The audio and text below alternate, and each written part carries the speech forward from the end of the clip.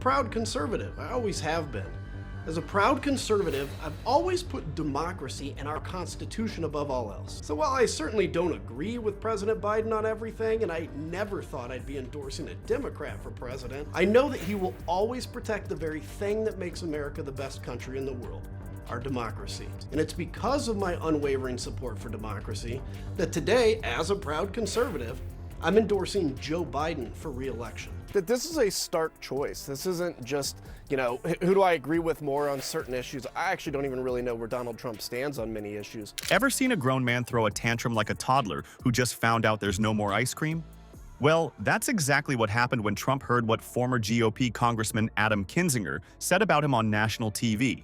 This isn't just your regular political disagreement, folks. We're talking full-on meltdown mode, the kind where Trump was reportedly fuming. If he stands up and he talks about policy, he talks about issues, and talks about, basically gives a speech he's never given before. But again, I mean, even today, he put out a Truth Social that's like, I forget what it was, attacking Joe Biden, of course, and all the January 6ers who are really just hostages. An insurrection against our Capitol that was violent, that attacked police officers, that attacked innocent people, and pretending like it never happened. With the intensity of a toddler denied a second Happy Meal. And trust me, what Kinzinger said to trigger this meltdown is absolutely worth hearing. Quick favor before we move on. If you appreciate this content, consider giving this video a like and subscribing to the channel. Believe it or not, more than 92% of viewers haven't subscribed yet. It's free and only takes a second, but it means the world to us. So did you subscribe already? Great, thank you so much for your support. Now back to the video. Adam Kinzinger used to be Trump's good little soldier in Congress. He voted the way Trump wanted, said nice things about him on TV, and got pats on the back from the Republican leadership. Just another boring GOP congressman with a military background and a talent for following orders. Nothing to see here, folks, but something weird happened along the way. I want, when I get out of here, to leave a country stronger than I came in. Donald Trump came in and basically has said, it's all about me. I'm genuinely surprised how people close to Trump haven't talked about the odor. It's truly something to behold. Wear a mask if you can. And that's the Trump formula. A little bit of a pungent odor, I would say, yeah. People were a little scared to talk about it, but it was obvious. Maybe it wasn't permanent or all the time, but it's there. Kinzinger started getting this funny look on his face whenever Trump said something crazy. You know that face, the one you make when your drunk uncle starts talking about how aliens built the pyramids at Thanksgiving dinner. At first, Kinzinger kept quiet, maybe hoping Trump would stop being, well, Trump. Then came the tweets, the weird press conferences, the increasingly bonkers claims about everything from crowd sizes to hurricanes that needed to be redirected with Sharpies. And Kinzinger started doing something that, in Trump's GOP, is basically political suicide. He started telling the truth. Can you imagine? A politician telling the truth. What a concept. The real turning point came after January 6th, when angry MAGA fans decided to redecorate the Capitol using bear spray and flagpoles. During a peaceful transfer of power, and then act like it's the other side that's created an environment where there is violence in our discussion. No, look, we have to be serious about this, but what we can't do, and this is what I get worried about, is that we're gonna be intimidated away from telling the American people the truth, which is Donald Trump truly is a threat to democracy. Fred Upton, a congressman from Michigan, he has what we call the Upton prophecies, where he kind of like predicts what's gonna happen in the future. And he told me on January 7th, he goes, Donald Trump's gonna run again. And I'm like, no way, I don't believe it, Fred. While most Republicans were busy pretending it was just a tourist group that got a little excited, Kinzinger looked at the broken glass, injured police officers, and poop smeared on walls and thought, maybe this isn't normal. Revolutionary thinking. Kinzinger became one of only 10 House Republicans who voted to impeach Trump. 10 out of hundreds. That's like being one of the few kids willing to tell the school bully his fly is open. Brave, but you know it's going to cost you your lunch money. Trump's first response was pretty mild by his standards. He called Kinzinger a crybaby. That's like when your toddler is just starting to get cranky before the full meltdown hits. A warning sign of the Category 5 tantrum brewing on the horizon. Instead of backing down like a good Republican, Kinzinger doubled down. He joined the January 6th committee. You know, the one investigating why people were building gallows outside the Capitol. People will tell me sometimes, like, Adam, you're courageous, and I appreciate it. I'm not courageous, though. I'm surrounded by cowards. Donald Trump is a weak man. pretending to be strong. Americans that were concerned about January 6th that still voted for Donald Trump because other issues, economics, inflation, whatever. All we can do as leaders, as media, is just tell the American people the truth. And it's on the American people to seek out true information and not be manipulated, abused by a weak small man. For Trump, this was the ultimate betrayal. How dare Kinzinger pick truth and democracy over blind loyalty to the orange one? Most Republican critics of Trump follow a predictable pattern. They criticize him, get mean tweets and death threats from his fans, then suddenly remember they have concerns about the deficit instead. But Kinzinger kept showing up on CNN, MSNBC, and even Fox News occasionally, saying increasingly mean, but true, things about the former president. What turned this once loyal Republican into Trump's worst nightmare? According to Kinzinger himself, it was watching what he calls the lunacy taking over his party, the conspiracy theories replacing policy discussions, the loyalty tests replacing actual governing, the weird cult-like behavior replacing normal politics. I didn't leave the Republican Party, Kinzinger has basically said. The Republican Party left planet Earth. This transformation from Trump supporter to Trump truth-teller set the stage for Kinzinger's recent TV appearance that sent old grumpy Trumpy into absolute meltdown mode. We're talking full-on diaper-filling rage here, the kind where his face probably matched his spray tan and redness. And honestly, you can almost understand why. Most critics of Trump never actually worked with him. Kinzinger did. He was in the room. He saw how the sausage was made, and apparently it wasn't a pretty process. Kind of like watching someone make hot dogs. Once you've seen it, you can never enjoy one again without thinking about what went into it. So what exactly did Kinzinger say on TV that made Trump lose his mind? Well, that's where our story gets really interesting. You know when someone says what everyone's thinking but nobody wants to say out loud? That's exactly what Kinzinger did on TV, and boy did it make Trump mad. This wasn't just your basic criticism about policies or decisions. Nope. Kinzinger went straight for Trump's ego, intelligence, and temperament. Basically all the spots where Trump's skin is thinner than dollar store toilet paper. When Kinzinger showed up for his interview, he clearly left his filter at home. He started dropping truth bombs about what Trump was really like behind those White House doors. And let me tell you, it wasn't pretty. Kinzinger didn't come with some vague complaints either. He brought specifics that painted a picture of a president who maybe wasn't the stable genius he claimed to be. The former congressman described Trump's presidency as less America first and more America ferociously face-palming.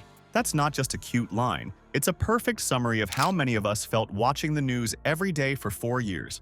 Remember when we used to go weeks without thinking about who was president? Good times. Kinzinger then spilled the tea about Trump's behavior when things didn't go his way, describing temper tantrums that would make a toddler blush. Picture the leader of the free world, stomping around the Oval Office because someone told him no, or because his hamburger wasn't warm enough. Pretty scary mental image, right? But the real zinger, pun totally intended, came when Kinzinger said Trump made policy decisions with the intellectual rigor of a magic 8-ball. Ouch. That's like saying the guy in charge of nuclear codes was basically shaking a toy and asking, "Should I nuke North Korea today?" and waiting to see if it said, "Ask again later." Kinzinger didn't stop there. He brought up some greatest hits from the Trump years. Like that time Trump suggested maybe injecting bleach could cure COVID. Remember that press conference? The one where medical experts looked like they wanted to crawl under their chairs? Or Trump's weird love affair with Kim Jong-un, exchanging what Trump himself called love letters with a dictator while actual diplomats banged their heads against walls. What made all of this extra spicy was that Kinzinger wasn't some random Democrat or talking head on MSNBC. He was a Republican congressman during Trump's term. He was in the meetings, he saw the meltdowns, he witnessed the decision-making process, or lack thereof. When someone who was on your team starts telling stories about how the coach couldn't read the playbook, people tend to listen. Kinzinger positioned himself as the brave truth-teller, claiming he was simply saying what tons of other Republicans know but are too scared to admit. It's like he was saying, "Hey, I'm not special, I'm just the only one with enough spine to say it out loud." That had to burn for Trump, knowing there might be others thinking the same things but keeping quiet. The full package of Kinzinger's TV takedown was brutal, questioning Trump's intelligence, exposing his childish behavior, mocking his decision-making abilities, and suggesting he was fundamentally unfit for office. He basically called Trump dumb, unstable, impulsive, and dangerous, all while suggesting he had the receipts to prove it. No wonder Trump went nuclear when he heard about it. Having someone from your own party expose you as a fraud is way worse than getting criticized by people who never liked you anyway. It's like your own teammates scoring on your goal and then explaining to the crowd exactly why you're the worst player on the field. But how exactly did Trump respond to this public pantsing? Well, that's where things really get interesting. When Trump saw Kinzinger's interview, he didn't just get mad, he went full nuclear meltdown mode. Sources close to Trump said he was fuming, with the intensity of a toddler denied a second Happy Meal. Imagine a 77-year-old man turning redder than his tie, screaming at the TV like it personally betrayed him. Trump's reaction followed his classic three-step playbook that we've all seen a million times. Deny everything, even when there's video, attack whoever criticized him, and create a whole new reality where he's actually the victim. It's like watching a bad magician. We can all see how the trick works, but he thinks we're amazed. According to people who were there, Trump called Kinzinger a disloyal traitor and a loser. These are pretty standard Trump insults, about as creative as calling water wet or fire hot. But witnesses say he delivered them with extra rage this time, like Kinzinger had personally stolen his McDonald's fries or hidden his hairspray.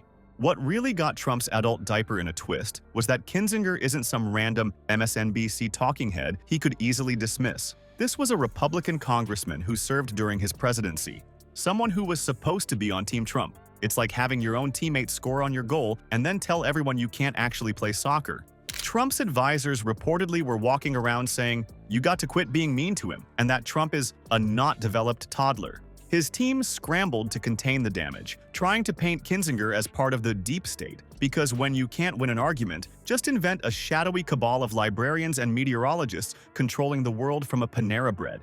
The real problem for Trump wasn't just that Kinzinger criticized him. It's that Kinzinger's criticism exposed the gap between Trump's tough guy public image and his private reality.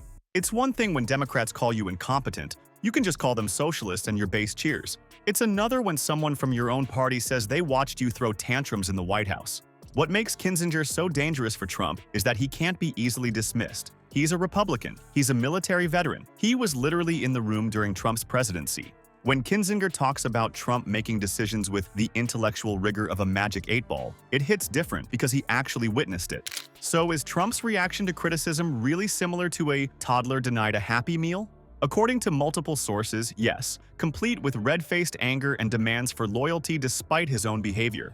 Trump reportedly said Kinzinger and the January 6th committee should go to jail just for investigating him. Nothing says totally innocent, like wanting to imprison people who ask questions about your actions. Trump's advisors have apparently gotten used to these meltdowns. They tiptoe around him like parents trying not to wake a baby who just spent 2 hours screaming. They know exactly what sets him off. Basically any criticism, especially from someone who used to support him. And this isn't the first time Kinzinger has revealed uncomfortable truths about Trump's White House. He's been spilling tea for months, and each new revelation seems to trigger another presidential tantrum. It's almost like Trump can't handle the truth about himself, especially when it comes from someone who actually saw how the MAGA sausage gets made. The most revealing part? Trump seems more upset about loyalty than accuracy. He doesn't argue that Kinzinger's statements are false. He's mad that Kinzinger had the audacity to say them at all.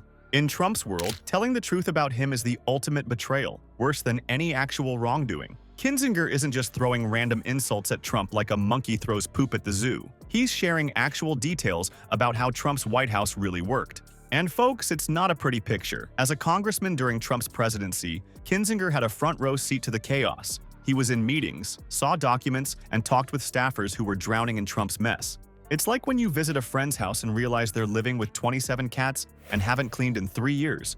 You get information nobody else has, and it's usually disturbing.